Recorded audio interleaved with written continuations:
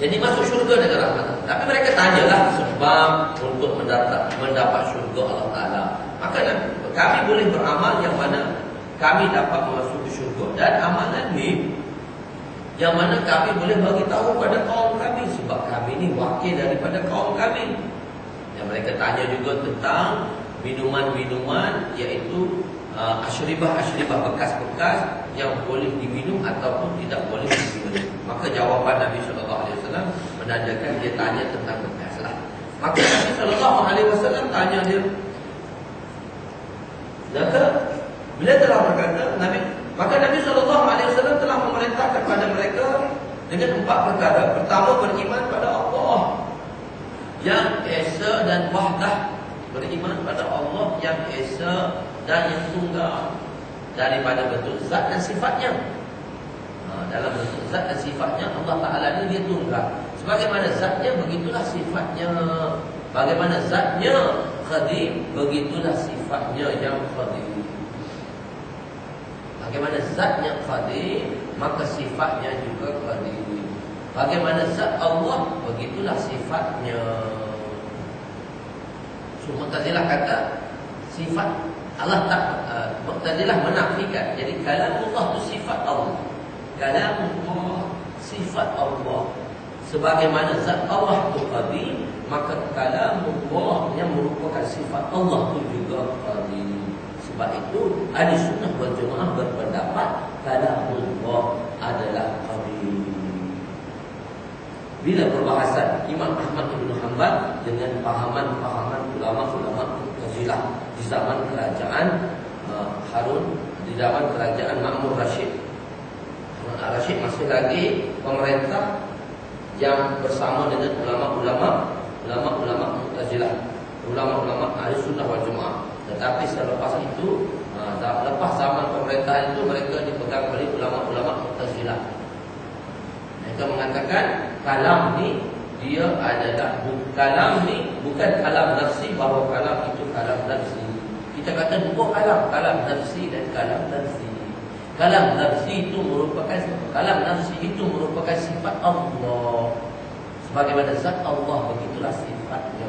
Kalam nafsi barulah hadis. Kalam nafsi adalah hadis. Bagi pendapat kita Imam, bagi pendapat kita ahli sunnah wal jamaah, kalamullah adalah qadim. Sebenarnya kalamullah nafsi, yang mana tiada berhuruf dan bersuara. Tapi Mu'tazilah kata kalau kalam tu dia mesti ada huruf, dia mesti ada suara. Ini bab akidah di situ. Kalau disebut kalam, bila sebut perkataan kalam, dia mesti berhuruf dan dia mesti bersuara. Kita kata kalam nafsi, dia ada huruf dan dia ada suara. Itulah qadim. Jadi bagi pendapat Imam Ahmad, Ahli Sunnah wal Jamaah, mereka tetap mengatakan kalamullah ghair makhluk, qadim. Kalamullah qadim kerana dia merupakan sifat Allah Ta'ala. Bagaimana zat Allah, begitulah sifat Allah. Tetapi bagi kita kalamullah nafsi yang kita baca itu makhluklah. Itu dia bersuara dan berhuruf. Dia ada suara, dia boleh bersuara dan berhuruf. Jadi sebelum ni tak ada huruf, tak ada suara. Itu nafsi yang berada di Lauh Mahfuz, yang menjadi merupakan sifat Allah Ta'ala. Jadi bagi pendapat kita jumhur, kalamullah nafsi itulah qadim. Kalamullah nafsi itu tetap hadis. Tetapi kita ambil jalan tengah, kalamullah ghair makhluk. Nak lawan perkataan Mu'tazilah, mereka hanya menerima kalam sahaja, satu sahaja kalam. Faham tak tahu lah tu. Mungkin kalau orang belajar dia dah faham isyarat saya. Kalau yang tak faham tu tak pun hadir dengar 2-3 kali dengar baru boleh faham. Sebab jarang perbahasan yang dibuat paling apatah lagi di segi akhir, jarang sangat ada orang mengajar. Semua orang ngantuk, orang tak boleh faham. Tapi kalau kita ulang balik, kita fahamkan balik, insyaAllah masyarakat umat boleh faham balik. Kadang-kadang benda-benda yang susah ni kita kena cakap juga. Kalau kita tak cakap, sampai bila tak faham? Sampai bila tak faham? Jadi kena cakap tentang perkara-perkara ilmiah, benda-benda penting yang ilmiah yang boleh, walaupun benda agak tinggi, tapi insyaAllah boleh faham. Boleh kita ulang ni. Kita cakap kita taklah ke sana ke sini, cakap kita jalan lingkungan poin-poin tadi yang boleh memberi manfaat. Sebab itu kita kata kalamullah, atau pendapat jamhur kata kalamullah ghair makhluk, bermakna kalamullah nafsi tadi. Bukan kalamullah nafsi. Tapi Mu'tazilah kata kalamullah makhluk. Jadi kita nak tentang dia, kita kata kalamullah ghair makhluk. Maksud kita ialah nafsi, bukannya nafsi. Sebab Mu'tazilah hanya ada kalam nafsi saja, tanpa nafsi. Kalam nafsi itu bersifat Allah Ta'ala. Di zat Allah Ta'ala, zat Allah Ta'ala qadir, kerana bersifat dengan kudrah. Dan sifat kudrah itu Allah itu qadir. Qadir itu sifat Allah, kerana daripada perkataan kudrah. Mu'tazilah dia kata Allah qadir bukan sifatnya, tetapi zatnya. Qadir itu daripada zatnya, bukan daripada sifat. Kita kata qadir itu kerana sifatnya kudrah. Bukan qadir itu daripada zatnya, kerana zat dan sifatnya tadi berbeza. Tetapi zat dan sifat Allah qadir. Jadi di sini yakin apa itu iman pada Allah yang wahdah. Hanya beriman. Nabi kata, aku menghukumkan kamu supaya beriman pada Allah yang wahdah, Allah yang esa, Allah yang tunggal, daripada sudut zat dan sifatnya. Wahdahnya Allah itu dari sudut sifat dan zatnya. Zat dan sifatnya wahdahnya, tunggalnya Allah Ta'ala. Jadi kamu beriman. Atadrimal iman billahi wahdah. Apakah kamu tahu iman pada Allah dan Rasul itu? Iman kepada Allah dan Rasul, iman kepada Allah yang esa itu. Mereka berkata Allah dan Rasul lebih mengetahui. Mereka ajib. Kalau tak tahu sama-sama, kalau tak tahu mereka kata Allah dan Rasul lebih tahu. Kalau tahu pun mereka kata Allah dan Rasul lebih mengetahui. Kami tak tahu apa. Sebab mungkin persoalan Nabi nak khabarkan kepada sahabat mungkin bentuk lain yang Nabi nak sampaikan. Mungkin bukan apa yang mereka fahamkan, tapi di sebalik apa yang mereka fahamkan, maka Nabi nak sampaikan kepada mereka. Oleh itu, mereka senantiasa di segi jawapan mereka, bila Nabi bertanya sesuatu, jawapannya Allahu Rasuluhu a'lam. Allah dan Rasulnya lebih mengetahui. Kami tak tahu apa. Maka di sini Nabi terang dalam bentuk lafzi lah, iaitu Nabi kata apa dia? Bersaksi bahawa tiada yang layak disembah melainkan Allah. Bersaksi dalam hati yang tiada layak disembah melainkan Allah. Dan Nabi Muhammad itu adalah pesuruh Allah. Simple je Nabi ajar pada kita. Nabi turunkan Islam tu aja. Saksi, percaya kepada Allah yang satu, dan syahadah dia. Syahadah dia maksudnya yakin dalam hati. Maknanya di sini ada tiga perkara. Iqrar bil lisan, amalu bil arkan, tasdiq bil qalb. Cuma tadi dia ada tiga sekali. Amalu, tasdiq bil qalbi, amalu bil arkan, dan beramal dengan perintah. Ikrar bil lisan dan ikrar dengan lidah. Kita kata satu tu asasnya, iaitu dalam hati. Ikrar dengan lidah dan amalan bil arkan ni. Kalau Mu'tazilah kata tiga-tiga ni penting. Kalau tidak, siapa tak buat dosa besar masuk neraka juga. Kekal selama-lamanya. Dia tak masuk neraka. Ada orang ada iman, dia masuk neraka tak akan kekal untuk selama-lamanya. Kita kekal selama-lamanya kerana dia ada iman pada Allah. Mungkin kerana dosanya, maka dengan dosa tadi Allah Ta'ala akan ampunkan. Itu ada Allah Ta'ala ampun dosanya dengan beriman tadi. Allah. Sebab apa? Kita tak boleh tahu siapa. Kita tak boleh kata satu orang tu dia tak diampun oleh Allah. Tak boleh. Sebab mana kita tahu tentang pengampunan Allah Ta'ala ni, kita tak tahu. Sebab kita tak tahu. Sebab tu Nabi kata, jagalah lidah kamu daripada mengatakan pada seseorang kamu tak diampun oleh Allah. Tak boleh bahaya. Sebab kita tak tahu. Orang yang kita kata tu kita tak tahu. Sebab tak ada siapa tahu akan datang, keadaan akan datang mereka. Macam mana iman mereka setelah mereka nak tinggalkan dunia nanti, kita tak tahu keadaan. Sebab tu kita tak boleh kata kepada orang celaka, berdebah, tak boleh kita kata. Salah di segi itu bahaya. Sebab kita tak tahu benda yang akan datang. Allah sahaja yang tahu. Walaupun sebab itu ulama telah bahaskan di sini. Kalau orang Islam tu boleh tak kita kata pada dia berbuat barat dia sebab bahaya. Sebab kita tak tahu yang kita kata tu tak berbalikkan kita balik. Sebab kita tak tahu. Sebab itu kalau sesama Islam kita tak boleh kata bahaya. Sebab kita tak tahu. Pada orang kafir pun pada filhal tu kita baiklah, tapi akan datang pun kita tak tahu macam mana. Aisyah radhiyallahu anha telah berkata, kalau aku tengok orang mati paling sakit, aku kata dia orang yang paling jahat. Maaf itu bihawni mauti ahadin ba'da ra'aitu mautin Nabi sallallahu alaihi wasallam.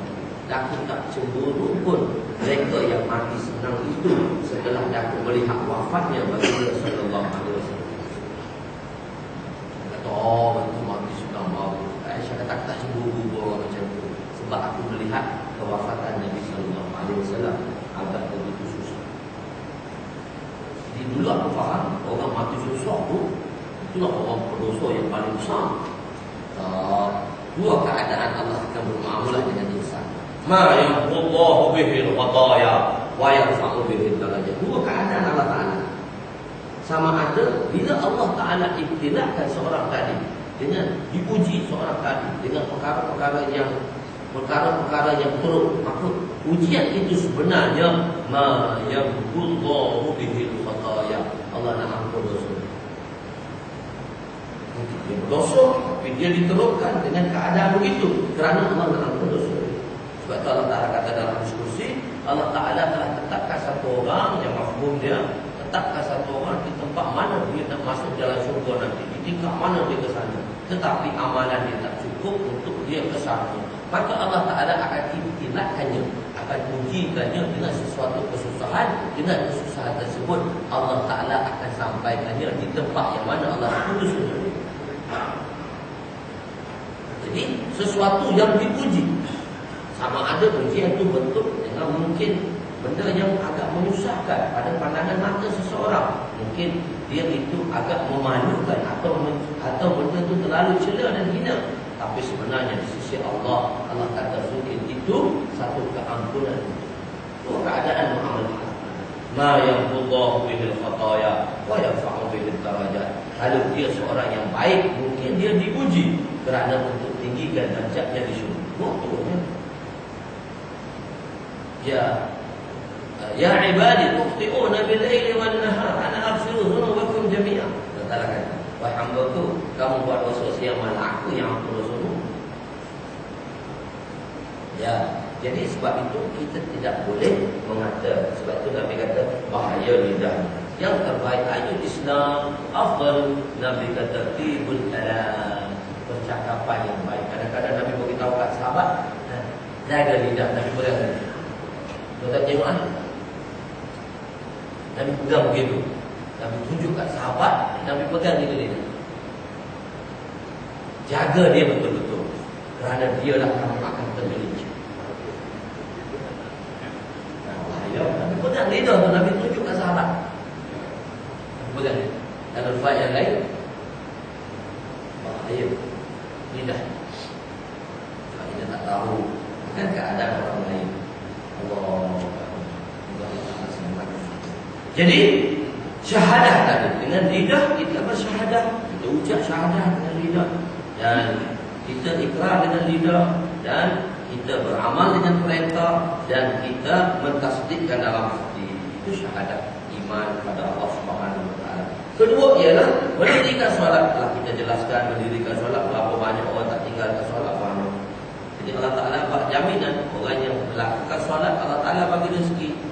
Wa'mur ahlaka bis-shalah wastabir 'alaiha la nas'aluka rizqan nahnu narzuquka wal 'aqibatu lil-muttaqin.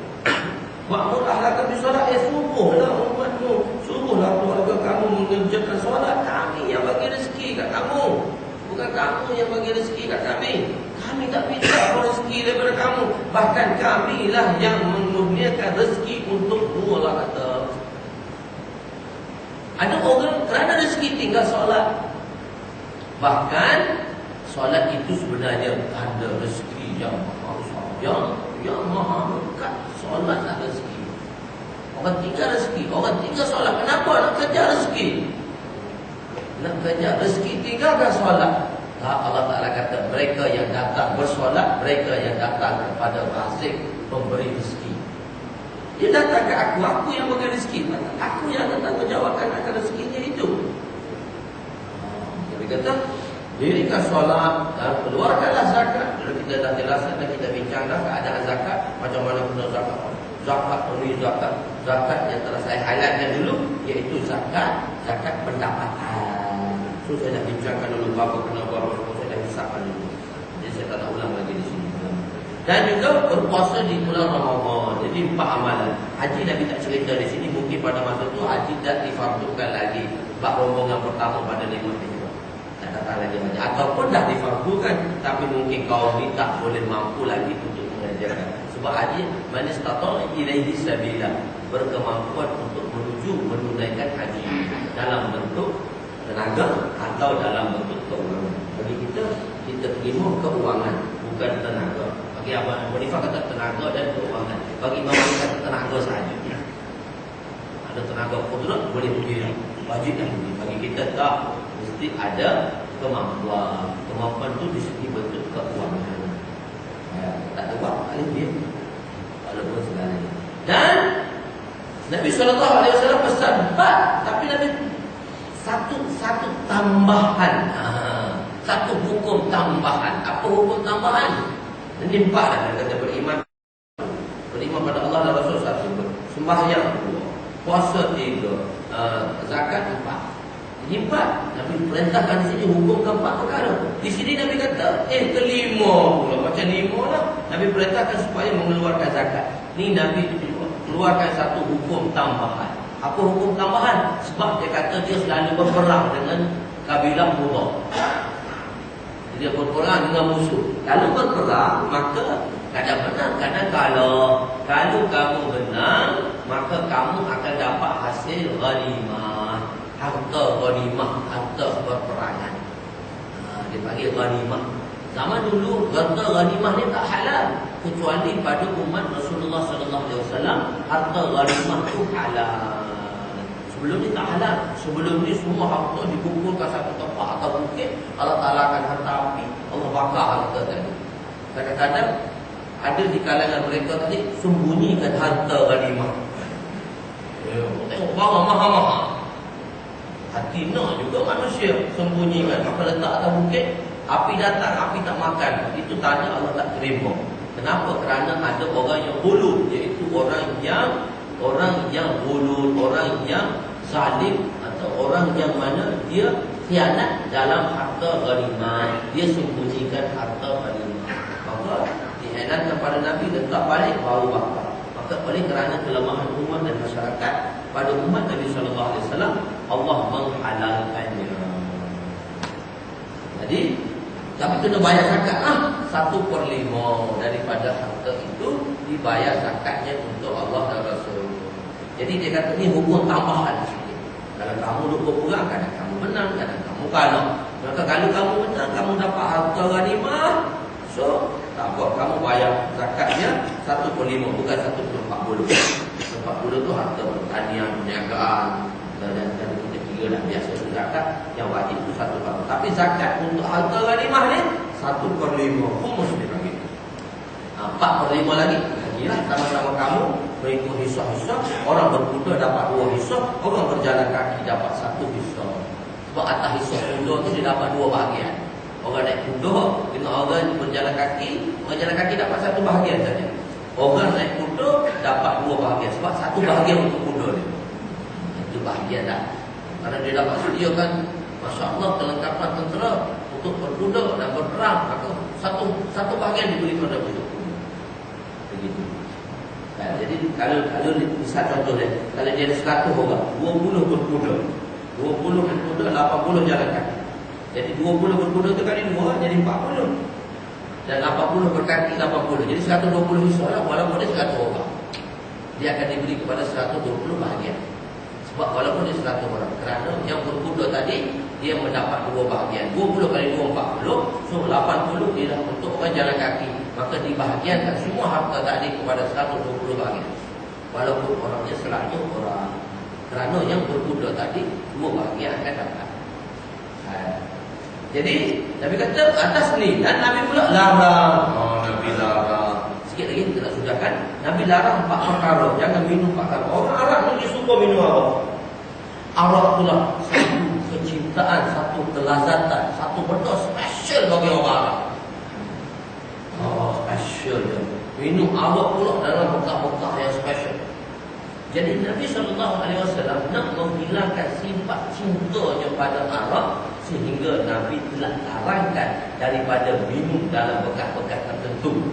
Kerana bekas-bekas itu boleh mempercepatkan sesuatu nira itu untuk menjadi arak.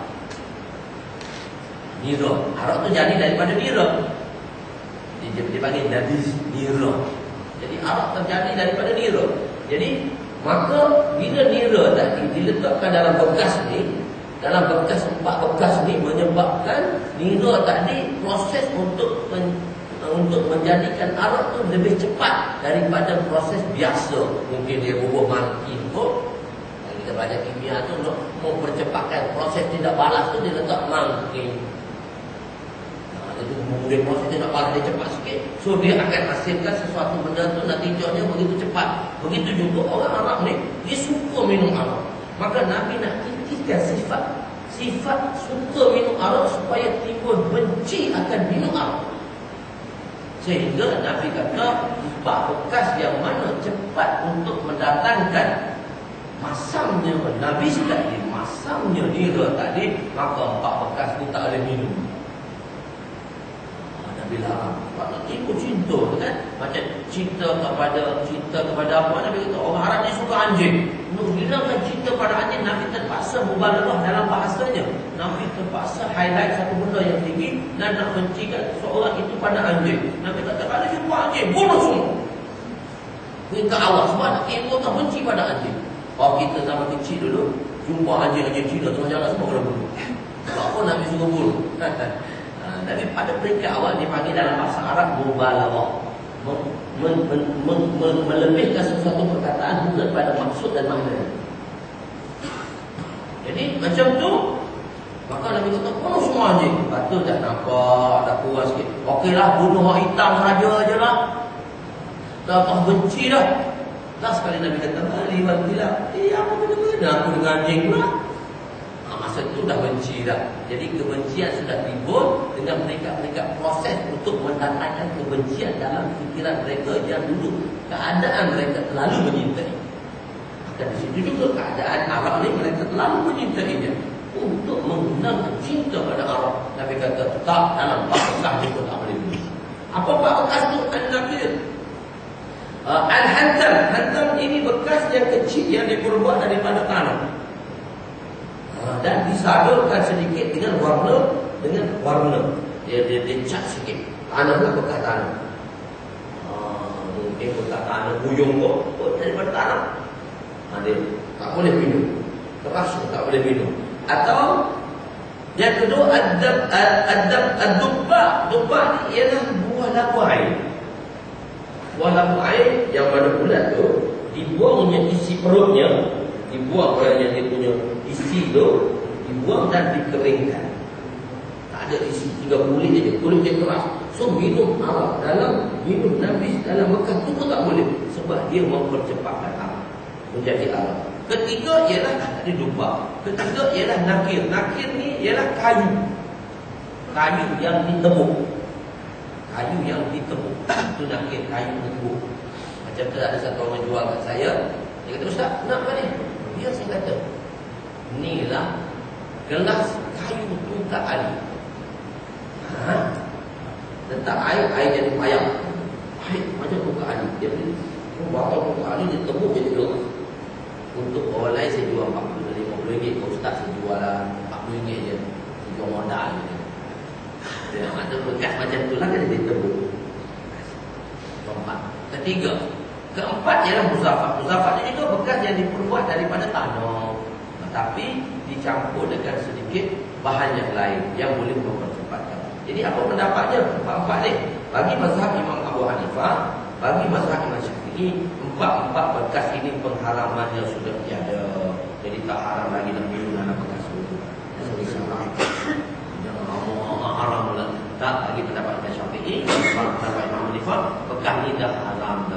ketika pengharamannya telah terlupakan, tak haram lagi dah. Sebab tadilah proses untuk menghilangkan kebencian pada haram. Tetapi ada mazhab yang masih lagi kekal, yang masih lagi kekal, yang mengatakan haram, iaitu mazhab Imam Malik rahimahullah alaih. Mereka kata pepak-pepak ni juga tetap haram, macam dulu juga masih haram. Jadi kita taklah bekas itu tidak boleh haram. Inilah perkara-perkara yang Nabi kata, maka qala ihfazuhunna. Ingat betul-betul, hafal betul-betul, ihfaz itu mana-mana. Hafal betul-betul, ingat betul-betul, amal betul-betul, wakhbiru bihinna, dan sampaikanlah pada orang di belakangmu. Ini pesan lebih besar. Sebab dia ketua rombongan. Sebab mereka ni rombongan ketua. Maka inilah Nabi kata, amalan-amalan yang membolehkan seorang tadi memasuki syurga Allah Subhanahu wa taala. Semoga Allah Subhanahu wa taala memberi taufik pada kita supaya kita dapat beramal dengan apa yang terbaik tadi, dan supaya kita yang tak baik itu kita kena tinggallah. Dan ada jalan kata dan tantur ila man qad walakin yanzur ila ma qad.